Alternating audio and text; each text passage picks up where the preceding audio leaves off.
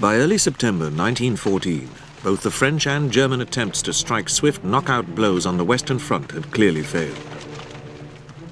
The French attacks into Lorraine, the so-called Battle of the Frontiers, were repulsed with heavy casualties. Simultaneously, the great German outflanking movement through Belgium and northern France proved increasingly difficult to control. The most westerly German armies had passed east instead of west of Paris, presenting an exposed flank. The new, hastily formed French army was rushed, part of it in Paris taxis, to strike this. The result was the Miracle of the Marne, which saved the French capital.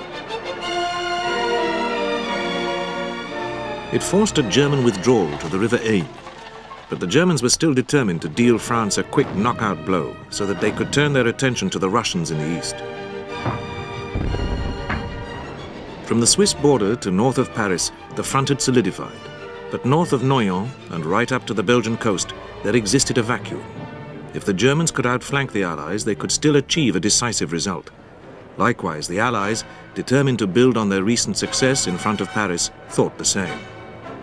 As the Belgians withdrew west to join up with the British and French, the two sides marched northwards in parallel. So began the race to the sea. It seemed as though mobile warfare had been resumed.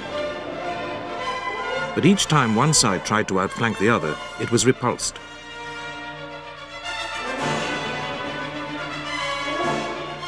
For a month, the marching and probing attacks continued, with increasing casualties.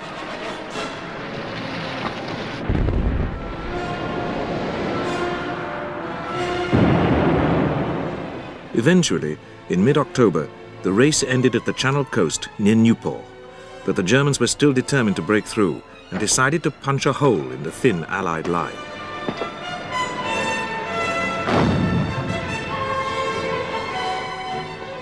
The Germans massed their forces. As they did so, the Allies began to dig in hastily. After probing these defenses, the Germans decided on an area of attack. The place they selected was the historic center of the Belgian woolen trade, Ypres, which stood in October 1914 at the base of a salient jutting into the German lines. The French contingent held the northern face, the British the southern. It was on the latter that the Germans were to concentrate their efforts. For 3 weeks, the Germans threw everything they had against the stretched and thinly held Allied defenses.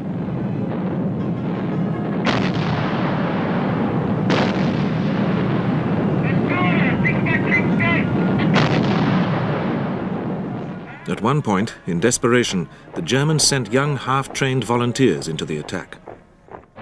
Incapable of advancing other than shoulder to shoulder, they were mown down in waves by machine guns and rapid rifle fire.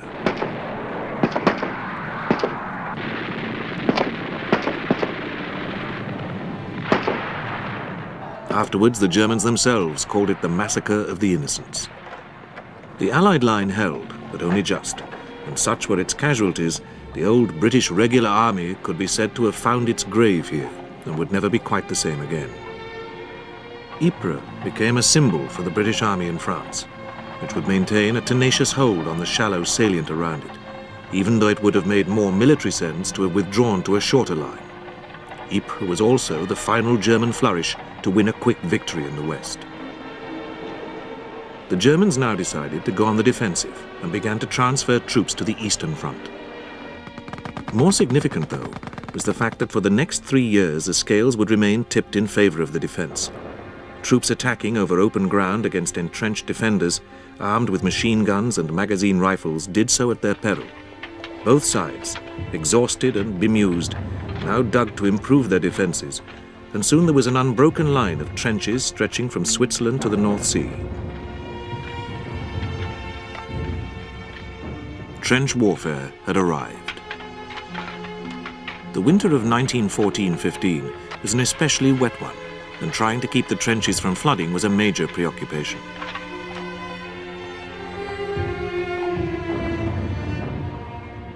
While the Germans were prepared to make themselves comfortable, the Allies, realizing that the onus was on them to attack once spring came to throw back the invader, were fearful of allowing their troops to become too settled and lose all offensive spirit.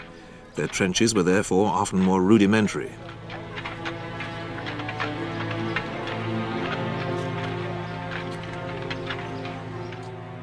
Christmas Day 1914 saw widespread fraternization in no man's land between the two sides, but the Allied commanders vowed that this must not happen again. Trench warfare meant that new skills had to be learnt. Patrolling and sniping became dominant. Laying barbed wire often had to be done under fire. Trench construction developed into a real art.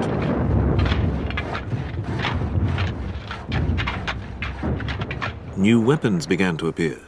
Trench mortars were developed to lob high-explosive bombs from trench to trench. Grenades became an essential infantry weapon. The early ones were often made out of empty food cans or bottles.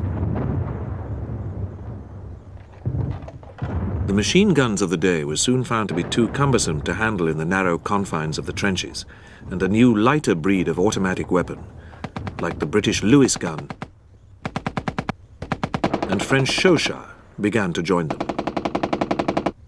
Opposing frontline trenches were sometimes as little as 100 yards from each other, and any visible movement by day inevitably attracted the enemy's fire. Night, therefore, became the time for work.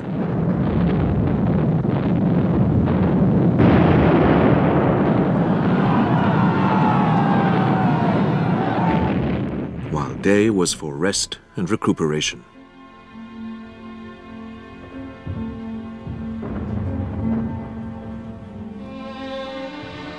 While the frontline soldiers were grappling with this new form of warfare, the Allied politicians and commanders spent the winter working out how they could break the deadlock. Two schools of thought came into being. The Westerners argued that because the bulk of the German forces were in France and Flanders, it was only on the Western front that a decisive blow could be struck.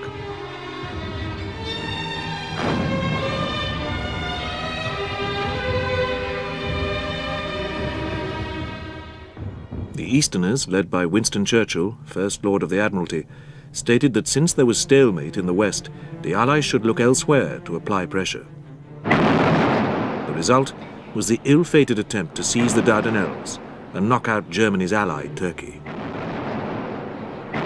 In the meantime, on the Western Front, the planners had been busy, and the Allied commander, still the phlegmatic Joseph Joffre, known to his troops as Papa, issued a directive in February 1915.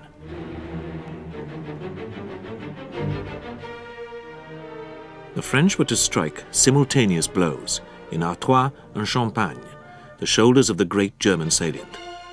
To threaten German communications, there would also be a thrust into Lorraine. The British contribution was to be a limited attack in support of the French effort in Artois. The first Allied spring offensive was carried out amid mud, and in the mountains of Lorraine, heavy snow. It set the pattern for the next 3 years. The opening barrage would pound the enemy trenches.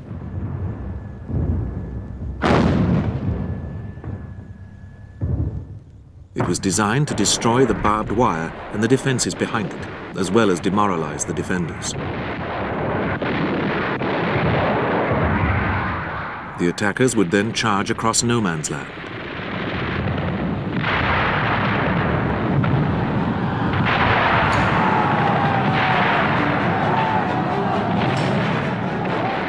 This would include struggling through the wire in front of the defenders' trenches, all the time men falling to machine gun and rifle fire.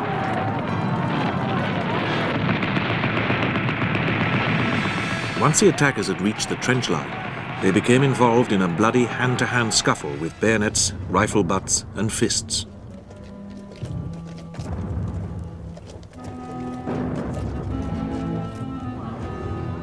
The few surviving attackers now needed to consolidate. If they were not very quick to do so, they would be driven out again, suffering more casualties from the inevitable counterattack. Often the only means of communication was the runner, and too many never made it back across no man's land, which meant that anxiously waiting commanders had no clear idea what was happening, the veritable fog of war.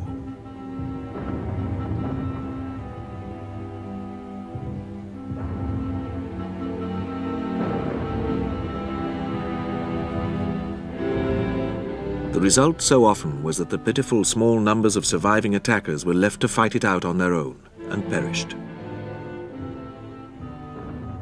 The reserves would then have to attack in the same place, and so it went on.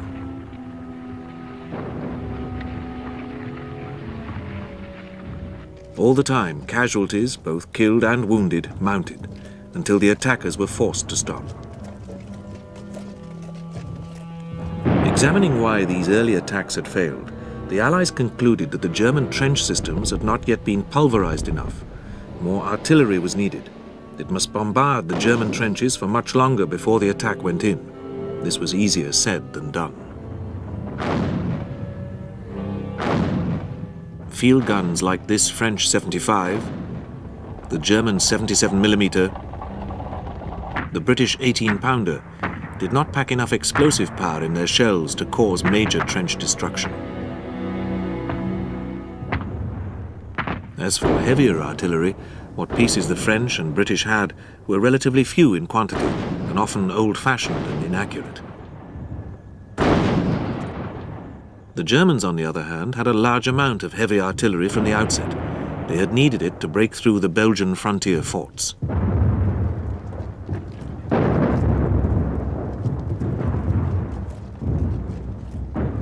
Worse, by early 1915, the British especially had virtually expended all their stocks of ammunition, and guns had to be rationed to as little as 2 rounds per day.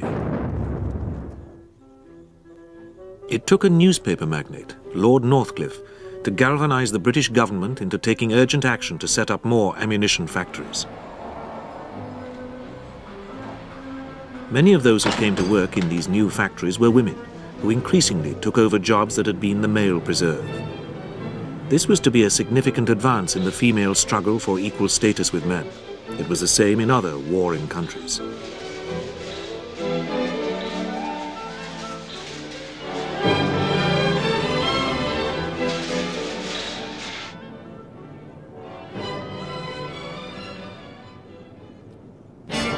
Towards the end of April 1915, the Germans introduced a new and terrible weapon, gas. The scene was the embattled Ypres salient, the type of gas chlorine. The first victims, French Algerian troops, who fled in panic, many choking to death. The Germans, who had only been experimenting, were not in a position to take full advantage and launch a major attack. Even so, it was only thanks to desperate efforts by the Canadians, who urinated in their handkerchiefs and used them as gas masks, that a major disaster was avoided. As it was, the fighting went on for 4 weeks.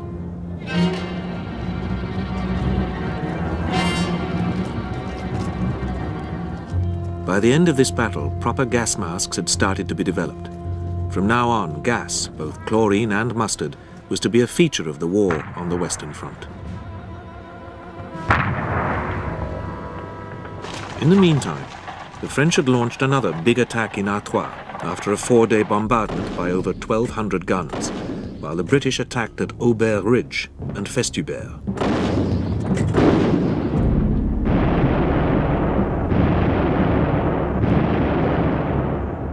Once again, the fog of war meant that initial successes could not be exploited in time, and in any event, the Germans were even better dug in than they had been earlier in the year.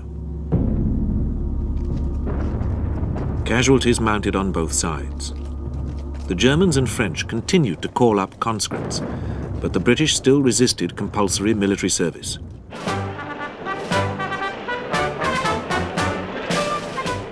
And looked largely to Kitchener's volunteers, the so-called New Armies, who began to arrive at the front in spring 1915.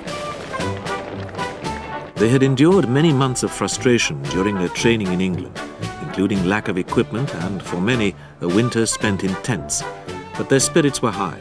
Their chance to prove themselves was to come in September.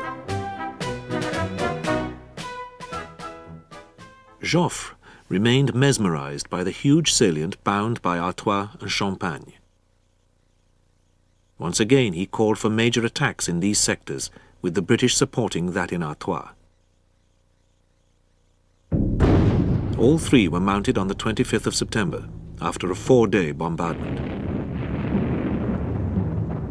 The British attacked first at Loos, and managed to break through the German lines, but Commander-in-Chief Sir John French held his reserves too far back. They were thrown into the attack after a long approach march, suffered dreadfully at the hands of a now congealed German defense, and the opportunity was lost. This cost French his command, and he was replaced by Sir Douglas Haig, who would command the British armies in France for the remainder of the war. Despite their weight of artillery, the French offensive in Artois also gained little. That in Champagne showed early promise, but largely because the Germans concentrated their main effort on their second line of defense. As soon as the French came up against this, they came to a halt.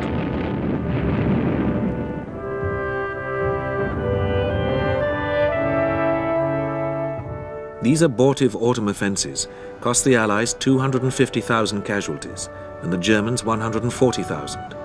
Once more it was back to the drawing board as the armies settled down for their second trench winter. The Allies drew up their plans for 1916 in December. They called for simultaneous offensives on the eastern and western fronts, and also by the Italians, who had entered the war in May 1915. Joffre had now given up his attempts against the shoulders of the German salient and resolved on an offensive against its nose and in the area of the River Somme. The British, whose strength in France, including Dominion troops, was steadily growing, would attack north of the river, while the French did so to the south. The Germans too were planning. Their efforts against Russia during 1915 had not met with decisive success. Erich von Falkenhayn, who was both War Minister and Chief of Staff, therefore decided to strike once more in the west. While he regarded Britain as the true enemy, he believed that it would be better to attack her best sword, France, and to do so in such a way as to bleed her armies to death. He looked for a place that would mean so much to the French that they would risk everything rather than surrender it. He therefore alighted on France's ancient fortresses, which was so much a symbol of her history. The one he chose was Verdun. This stood on the river Meuse at the center of two concentric rings of forts and was seemingly impregnable. It had, however, so far seen little major fighting, and many of its guns had been moved to more active sectors. When the Germans attacked on the 21st of February 1916, their initial bombardment fell not just on the outlying forts, some of which were quickly captured, but on Verdun itself, which suffered serious damage.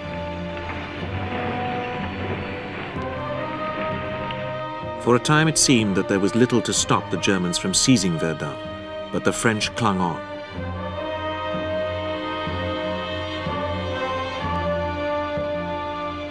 Soon reinforcements began to arrive, but their movement, and that of supplies, was hampered by the fact that there was only one road available. It took superhuman efforts to keep La Voie Sacrée, as it became known, open. But the French were determined to hang on to the now ever more desolate landscape. Verdun became a symbol of French doggedness, as Ypres was for the British. Month after month the fighting continued, as each side flung in fresh divisions.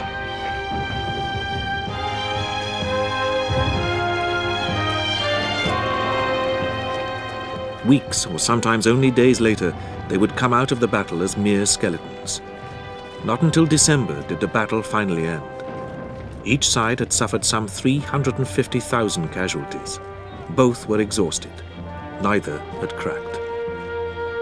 Yet in spite of this long, agonized bloodbath, the Allies remained determined that their 1916 offensive should go ahead. And so it did. The only main difference was that the attack astride the Somme was now primarily a British effort. Throughout the spring, the British steadily deployed forces to the Picardy chalklands. Huge stockpiles of ammunition were built up, and there was a feeling in the air that the Germans must break and a decisive victory be gained.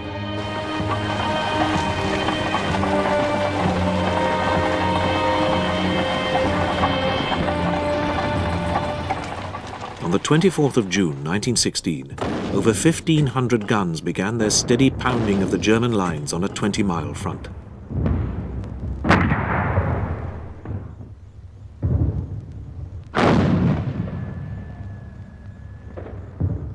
"22 British and 8 French infantry divisions massed for the attack.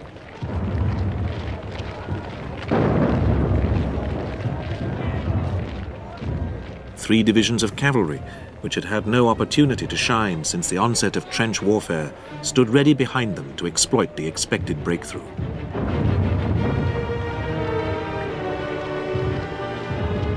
A week later, on the sunlit morning of the 1st of July, the attack went in.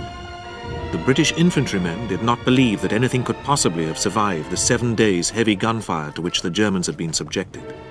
The men made their way up the communication trenches, each carrying 60 pounds of equipment.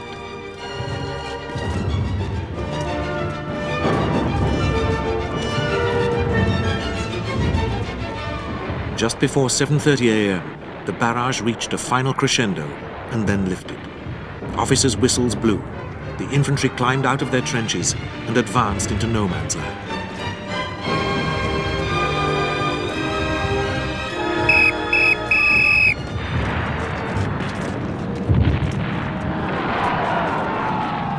Observers watched them disappear into the smoke, but the defenses were still intact, and machine guns were quickly deployed. Attacks stalled. It was the same almost all along the British line.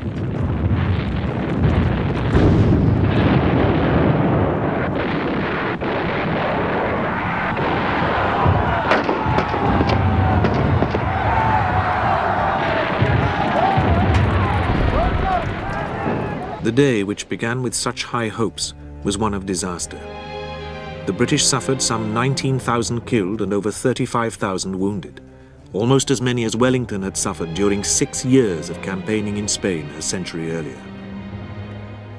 Only the French below the Somme reached their first-day objectives, much helped by a thick mist. They had comparatively light casualties and took over 4,000 prisoners.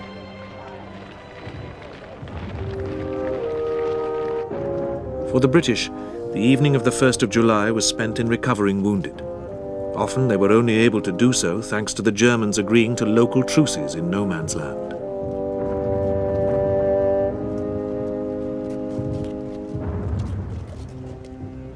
The survivors of the attack, shattered by their experience, wondered what had gone wrong as they sat in the trenches that they had left with such optimism just a few hours before.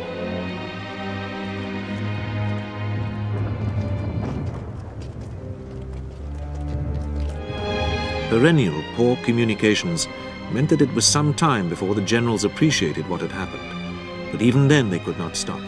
They could not let down their Russian and Italian allies and had to take some of the almost suffocating pressure off Verdun.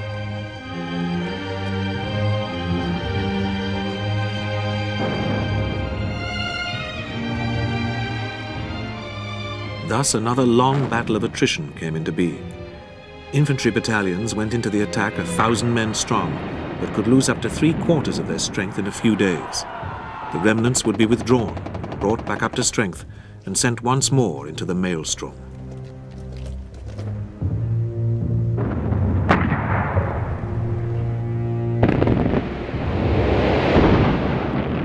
Names like Thiepval, Gommecourt, High Wood, Montauban, and Beaumont-Hamel, whose ruins are shown here, became synonymous with blood and anguish. Summer drew on into autumn. Not until the winter mud of November appeared did the British finally halt their attacks. In 4.5 months, they had advanced a maximum of 7 miles at a cost of over 600,000 casualties.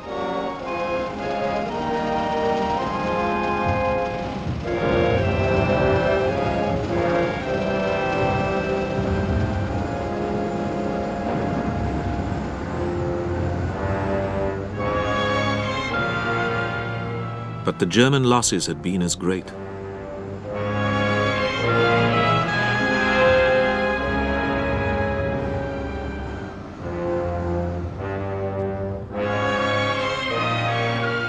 Thus ended 1916. But would 1917 be any better for either side.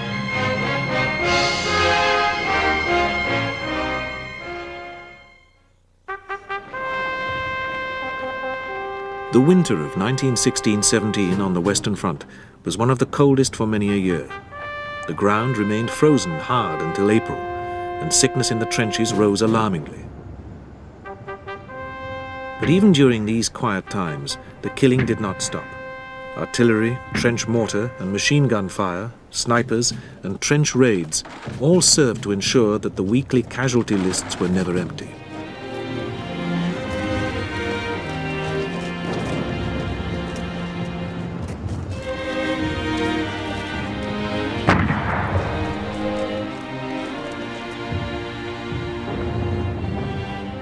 Yet morale did not break. The two sides used the time to make good their devastating losses in both men and material.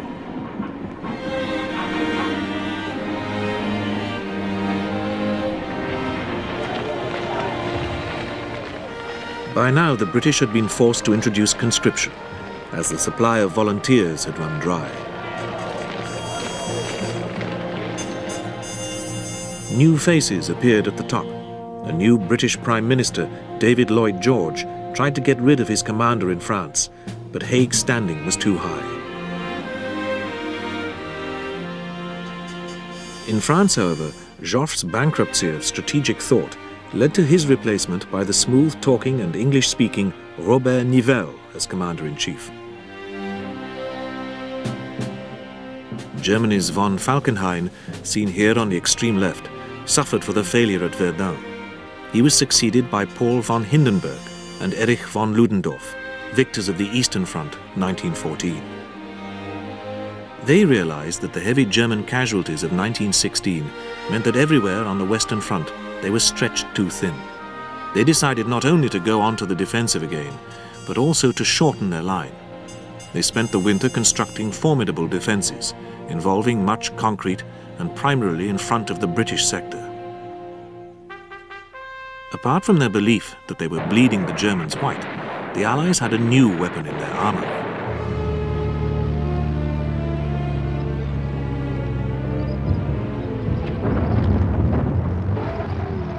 The British had spent most of 1915 and the first half of 1916 developing a tracked armored vehicle capable of crossing trenches and overcoming barbed wire.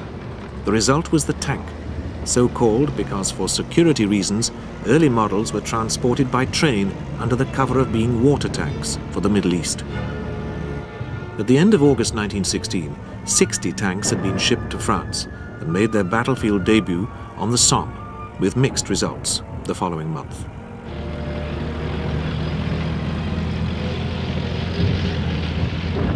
The French eagerly grasped this new weapon and produced their own models, the Schneider, the Saint-Chamond, and later the Renault light tank, the first to have a turret. The initial difference was that the British used their tanks in direct support of the infantry. In contrast, the French tended to regard heavy tanks as merely mobile artillery. The early models of both were very slow and mechanically unreliable.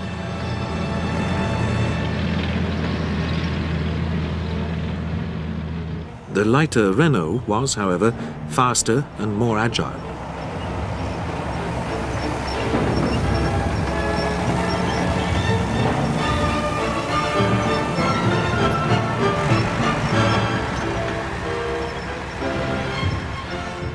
Nivelle produced a concept for breaking through the German defenses in one day. While Anglo-French forces pinned down the Germans north of the Oise, the main blow would be struck in the hilly and wooded Chemin des Dames sector, immediately south of the Oise. After a prolonged and pulverizing bombardment by nearly 3,000 guns, including massive railway types, the French would attack with reserves automatically pushed forward in order to maintain momentum. The offensive was to be mounted in April 1917, but it was the Germans who moved first when they began to pull back to their new defense line in March. This caught the Allies by surprise, and their follow-up was slow off the mark. not helped by numerous booby traps which the Germans had left behind. This withdrawal, however, seemed to negate the attack north of the Oise. Nivelle was, nevertheless, insistent that the offensive went ahead. The British therefore attacked at Arras on the 9th of April. This time, 3,000 guns fired on the German lines for 5 days.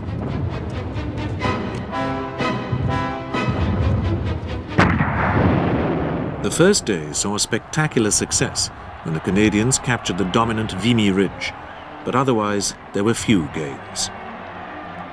60 tanks were used to lead the infantry onto their objectives.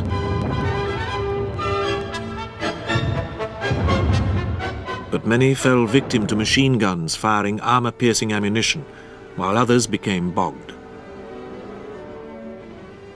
The Chemin des Dames attack was supposed to start on the same day, but was postponed because it was felt that the guns had not inflicted enough damage and the bombardment was therefore extended.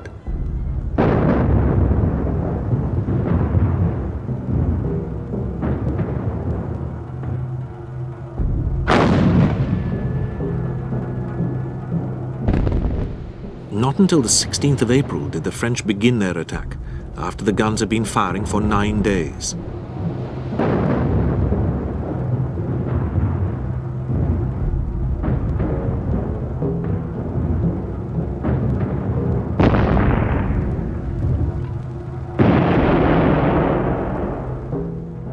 The Germans were well aware of the plan and had 3 well-fortified defense lines, as well as a large force of reserves ready to counterattack. This they did to very good effect.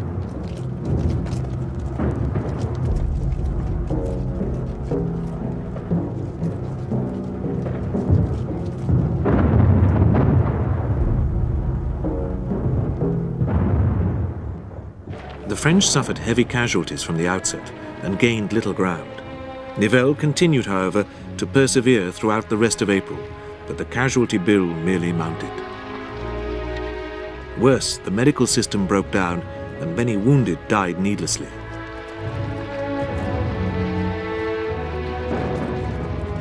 After their sufferings at Verdun, Chemin des Dames proved the last straw for many French troops. At the beginning of May, unrest began to develop, with more and more units refusing to carry out any more pointless attacks.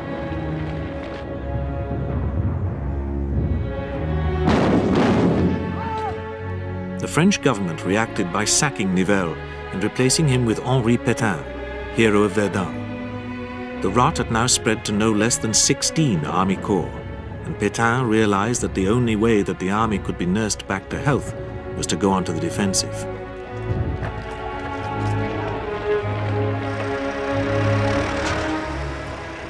The French mutinies and the fact that German submarines were in danger of severing Britain's lifeline across the Atlantic made spring 1917 a grim time for the Western Allies.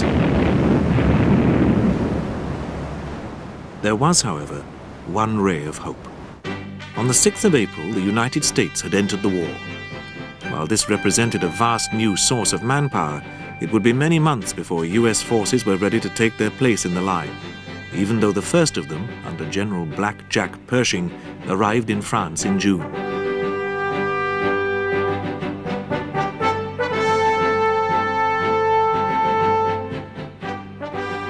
Pétain was concerned that the Germans would take advantage of the state of the French army and attack.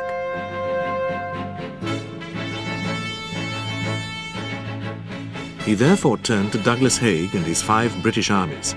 They must attack to keep German attention away.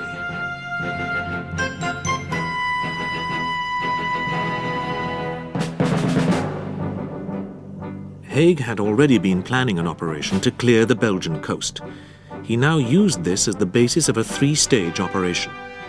First, in June, a limited attack would be mounted to capture the dominant White Sheet Messines Ridge. Then, towards the end of July, the main attack would take place, its ultimate objective, Bruges. Once this had broken through the German lines, an amphibious assault would go in, with a simultaneous land attack along the coast in order to turn the German flank.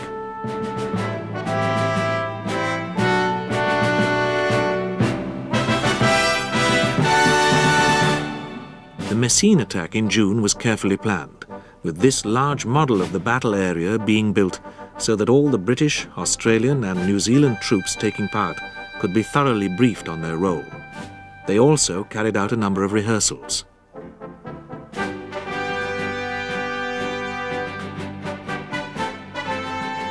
Apart from this preparation, another trench weapon was used en masse for the first time, the landmine. This one shown here had been used on the first day of the Somme in 1916. But from January of that year, British tunnellers had been hard at work under the Messines White Sheet Ridge, and by June 1917 had succeeded in emplacing no less than 19 mines.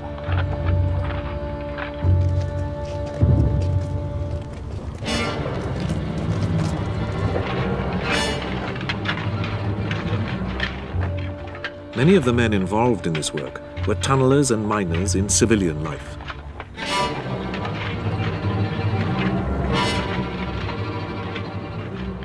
Once each tunnel was ready, it was packed with large amounts of high explosive. It was often a nerve-wracking business. The tunnellers constantly had to listen out for signs of German tunnelling. Sometimes the Germans would try to explode mines under British tunnels. At others, the tunnels would meet, and those in them struggle with each other to the death.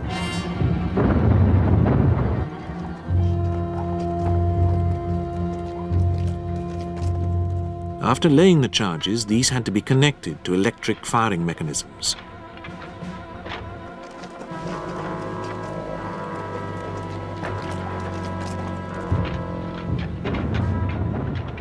The mechanisms had to be carefully tested to ensure that they worked on the day, and the tunnels were also blocked.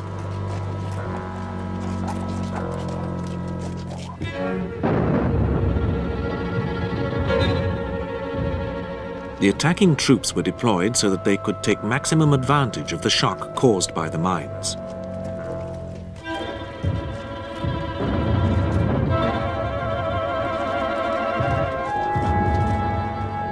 All were simultaneously exploded in the early hours of the 7th of June, with the noise of the detonation being heard even in southeast England.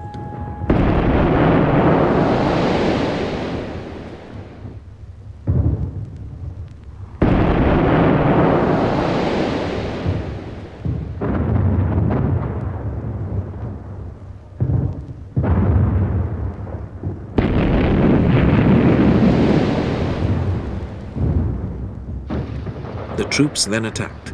The numbed defenders were quickly overrun and the ridge secured.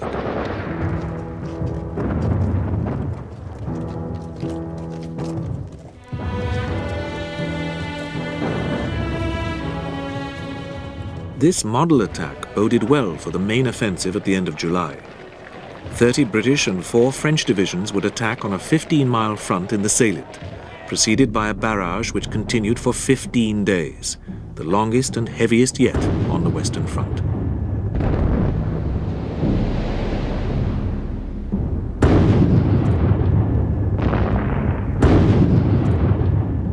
The attack went in on the morning of the 31st of July, and the first results were promising.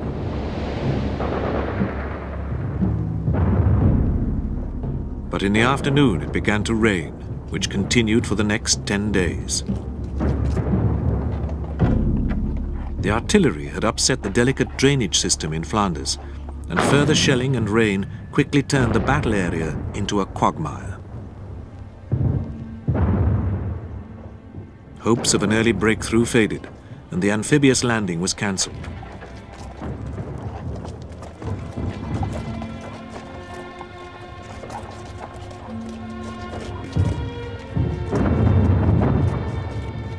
Pauses had to be made to allow the ground to dry out, which gave the Germans breathing space.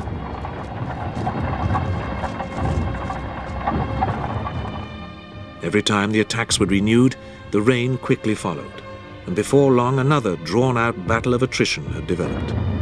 The landscape was reduced to mud and shell holes filled with water, in which many men drowned.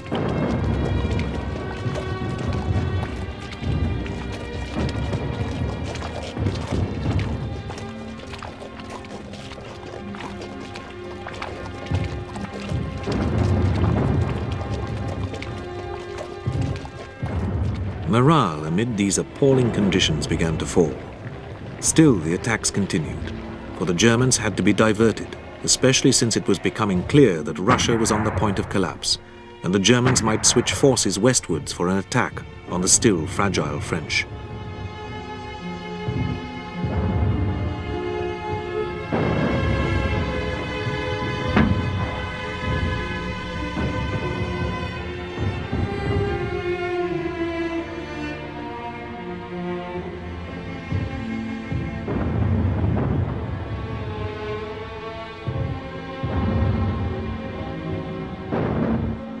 Eventually, the beginning of November found the British at their last gasp, struggling for the Passchendaele Ridge, just under 6 miles from the original start line. 41 square miles of mud had been captured in 15 weeks of fighting. Each square mile cost some 10,000 casualties.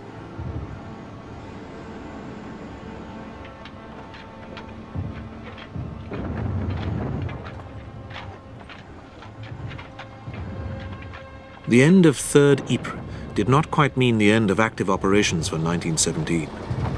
The British Tank Corps, frustrated by its misuse in Flanders, wanted to prove their weapon a war winner. They chose an area far removed from the mud of Ypres, the rolling chalklands east of the Somme battlefield in the region of Cambrai.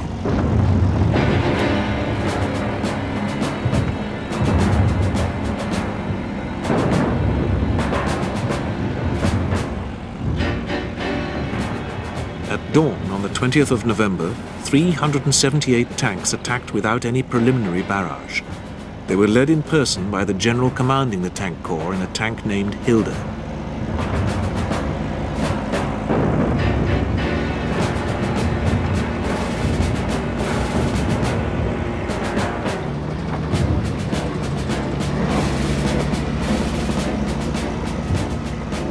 They crashed through the German lines, followed by 6 divisions of infantry.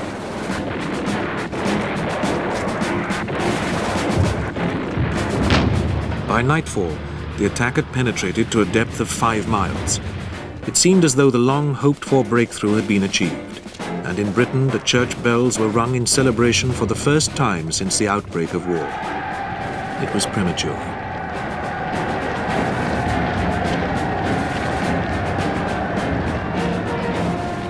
Next day, only 40 tanks were fit for action, and the Germans were beginning to deploy reserves. By the end of November, an advance of a further 2 miles had been made, but then the Germans launched a major counterattack, driving the British almost back to their start line. Thus, the close season on the Western Front began a little later than in earlier years. The Allies entered it with more gloom than hitherto.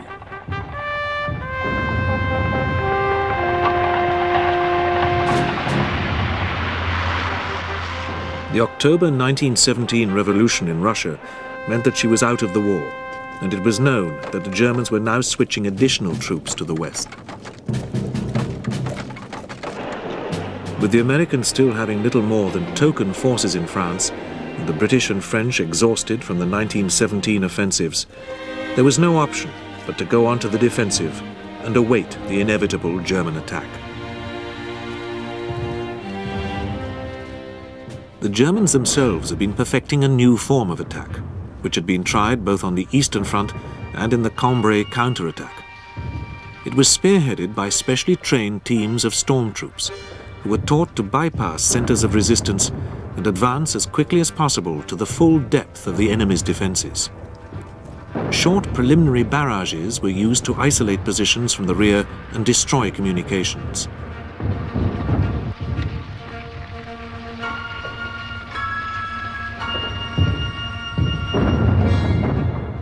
The first German blow was to be struck against the British and aimed to isolate them from the French and force them back northwards with their backs to the English Channel. 2 factors operated in their favour. Lloyd George, appalled at the slaughter during 3rd Ypres, decided to put a partial brake on reinforcements being sent to France. This left Haig with a fighting strength less than it had been a year earlier.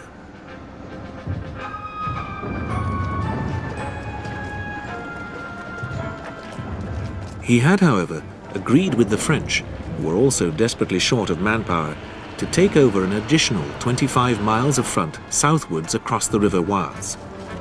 This took place in January, but much work needed to be done on the defences.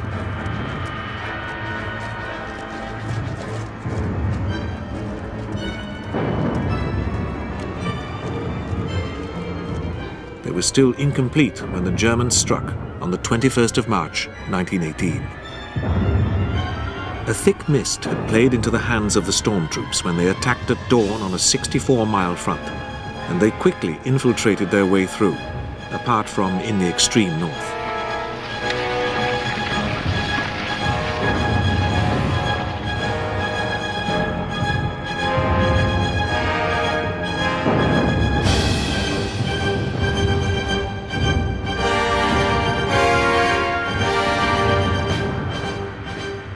In the south, the overstretched Fifth Army was soon in retreat, with many men captured by the victorious stormtroops. Haig turned to the French and asked them to rush up reserves, which they did.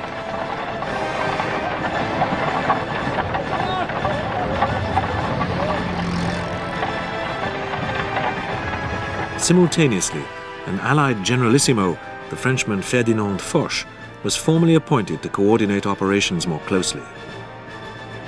By now, the German thrust showed signs of slowing. The stormtroops were beginning to tire and increasingly fell off the line of march to pillage well-stocked British ration dumps. The drive was finally brought to a halt in front of Amiens, all the gains made by the British on the Somme in 1916 having been lost, and more territory besides. It had given the Allies a nasty shock, but the Germans were not finished yet. Within a week of closing down this offensive, they struck again on the 9th of April on the River Lys, close to the Belgian border. Here, the initial victims were Portuguese. Portugal, Britain's oldest ally, had been persuaded to enter the war in March 1916, primarily to assist in overcoming Germany's African colonies. She had also sent a small contingent to France. Fog again was present, and the Portuguese broke immediately. But once again the Germans could not maintain their initial momentum, and by the end of April the Allied defences had been sufficiently shored up to bring the drive to a halt.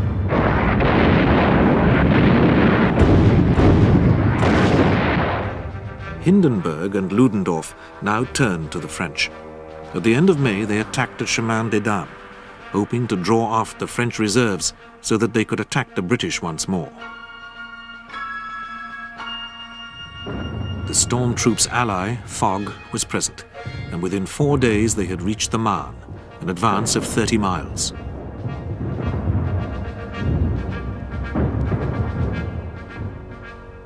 It was too strongly held for them to break through its defences, and they had outrun their supplies.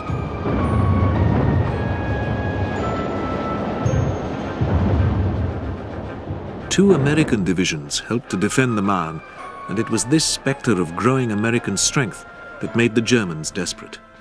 They attacked again on the 9th of June, this time along the line of the Oise. The French, however, were becoming wise to the German tactics and allowed some penetration before counterattacking from the flanks.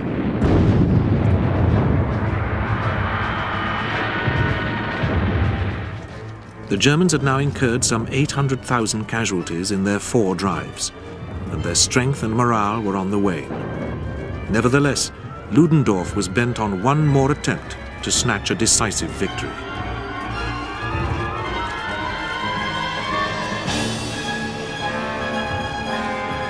Massing 52 divisions, he struck in the Champagne on the 15th of July.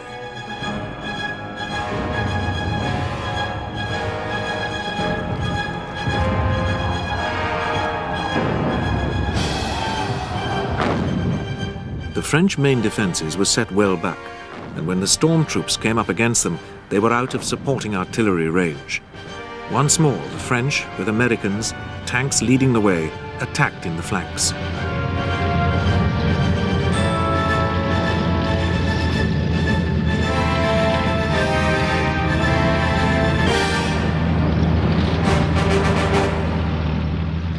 The German gamble to force a decision in the West before the Americans became too strong had failed.